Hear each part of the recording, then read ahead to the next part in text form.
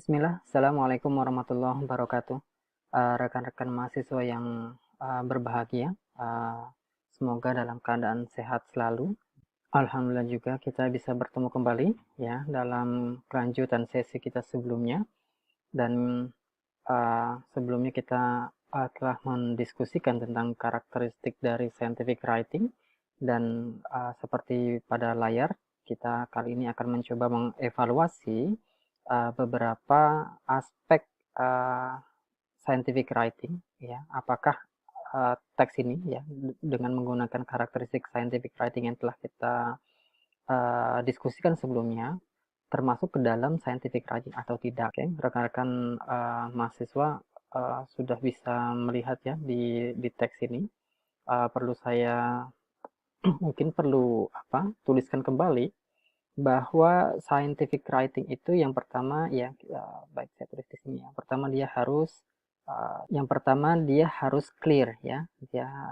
Yang pertama dia harus clear ya.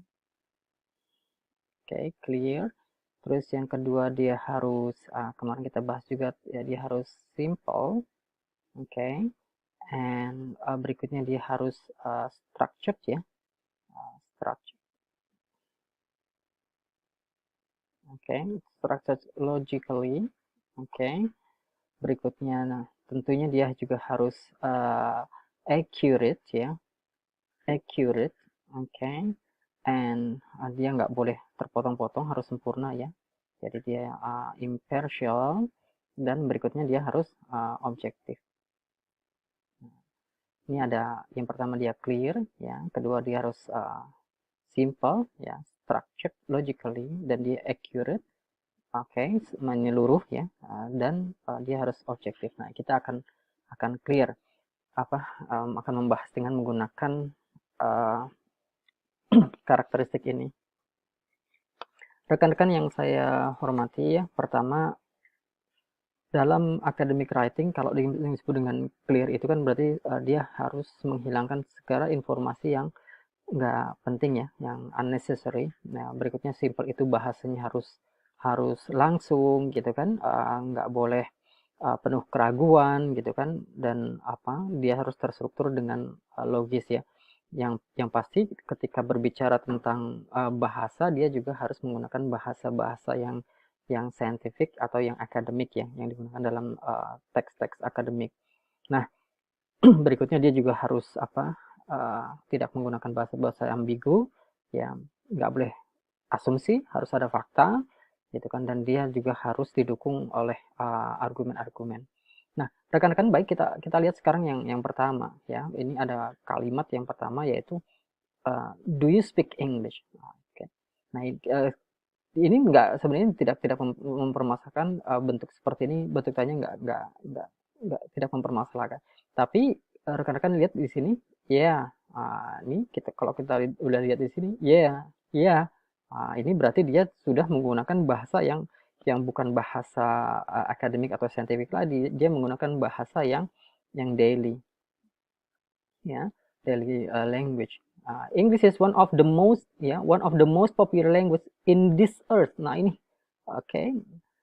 Seharusnya di sini again kalau dia berbicara one of the most popular ya, ini sebuah argumen dia. Nah, maka di sini harus diberikan evidence-nya ya, evidence.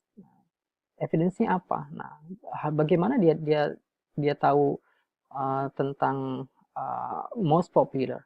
Nah, terus disebut lagi according some sites. Nah, oke, ini dia berbicara according some sites, berarti dia masih ambigu nih, keraguan, dan dia nggak punya, sekali lagi nggak punya evidence ya. English get the first, oke, sekali lagi ini bahasa get the first place ya, for being the main language in many countries, and also the second place for being a widely used language by people in the world. Oke, sekali lagi ini masih bersifat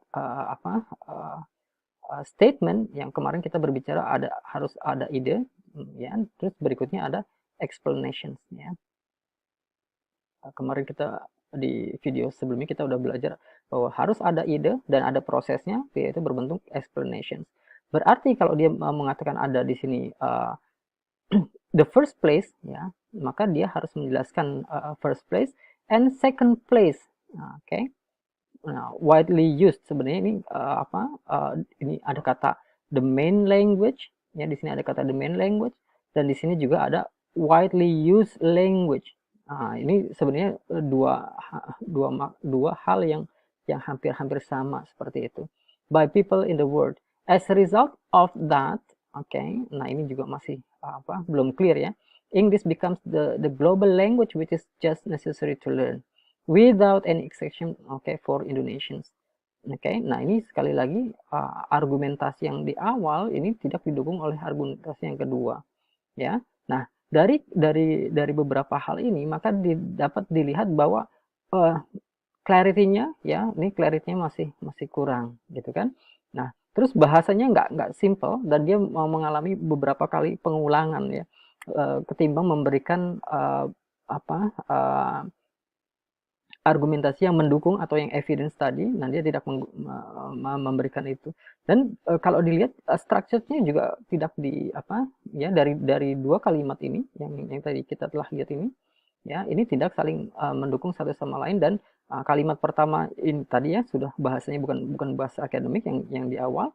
Nah, kemudian antara first sentence sama second sentence agak kurang terkoneksi dengan baik seperti itu. Oke, okay? Nah tentu saja kalau misalkan nanti kita baca ini dari dua kalimat ini sudah terlihat bahwa ini belum mendukung atau belum dapat dikatakan teks akademik, ya. Yang pertama emang karena di sini kalau dilihat dari sumbernya, ya, ini masih bersifat opini, ya. Dan nah ini jadi kita harus cek dulu nih sumber ini apakah dia sumber akademik atau dia sumber opini, ya.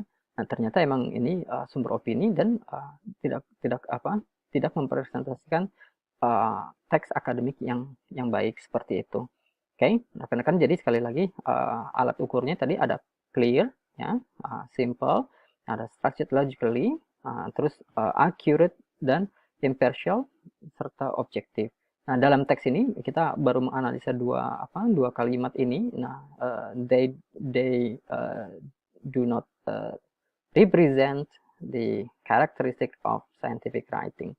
Baik, rekan-rekan, untuk sementara ini dulu video kita untuk teks pertama, dan nanti kita akan membahas lagi untuk yang kedua. Terima kasih. Assalamualaikum warahmatullahi wabarakatuh.